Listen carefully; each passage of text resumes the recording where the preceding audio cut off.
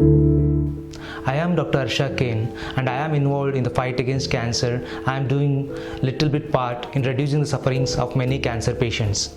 I am presently associated with Cancer Centers of America in Nashik as consultant head and neck oncosurgeon. Other minor 5 risk factors are the radiation exposure or the sunlight UV exposure can cause skin cancers or sometimes involved in thyroid cancers.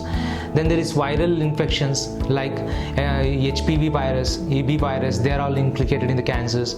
Then there are some chemicals, pollutants, industrial pollutants. The reflux, the stress which also causes reflux can be a causative factor, and last but not the least, this genetic conditions or immunodeficiency can also lead to cancers. The tobacco usage in our country is very rampant. They are used mainly in 2 forms. One is smoking tobacco and smokeless tobacco. The smoking form of tobacco is usually used as BD, cigarettes, cigars, and smokeless like gutka chewing, gutka, gudaku, they are called as various names in various parts of the country like gudaku, manjan or paste application.